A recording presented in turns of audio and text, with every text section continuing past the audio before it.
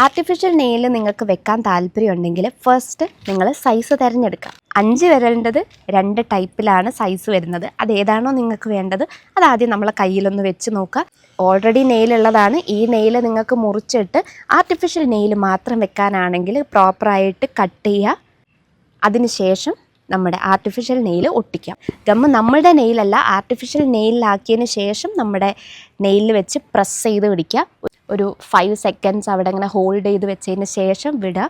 അതവിടെ സ്റ്റക്കായി നിൽക്കുന്നുണ്ടാവും. നിങ്ങൾക്ക് ഒന്നുകിൽ നെയിൽ പോളിഷ് ഇട്ട് പിന്നെ നെയിൽ കട്ട് ചെയ്ത് ഷേപ്പ് ചെയ്യാം.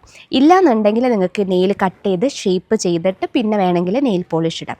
ഷേപ്പ് ചെയ്യാനായിട്ട് ഞാൻ യൂസ് ചെയ്യുന്നത് ഇതാണ് കേട്ടോ. ഇത് ഞാൻ റീസെൻ്റായിട്ട് വാങ്ങിയിട്ടുള്ളായിരുന്നു. ഈ ഒരു കുഞ്ഞ് നെയിൽ കട്ടറിൻ്റെ ഈ ഒരു സെറ്റ് എന്ന് പറയുന്നത് കാലിൻ്റെയൊക്കെ നഖം കട്ട് ചെയ്യാൻ ഭയങ്കര ഈസിയാണ് കേട്ടോ ഇതുകൊണ്ട്.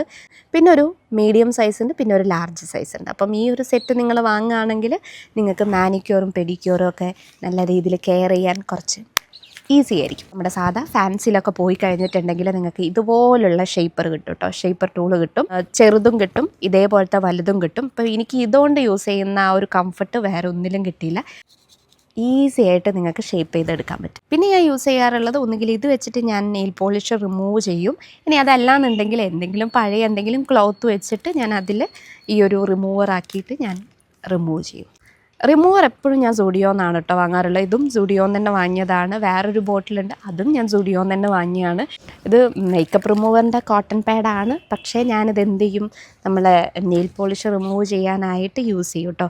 ഇതെടുക്കുക, ജസ്റ്റ് റിമൂവ് ചെയ്തിട്ടുണ്ട്. അപ്പോൾ ഇതേപോലെ റിമൂവ് ചെയ്യും. ഇനി നമ്മുടെ ആർട്ടിഫിഷ്യൽ നെയിൽ എടുത്തു കഴിഞ്ഞതിന് ശേഷം എന്ത് ചെയ്യുക, അവിടെ ഗമ്മുണ്ടാവും. ഗമ്മു ഇതേപോലെ തന്നെ ഇതാക്കുക. ഒന്ന് നമ്മുടെ കൈ കൊണ്ട് തന്നെ ഇങ്ങനെ ആക്കിയാലും അത് പോയിക്കോളും. ഇതൊന്ന് വൈപ്പ് ചെയ്ത് കൊടുത്താൽ മതി.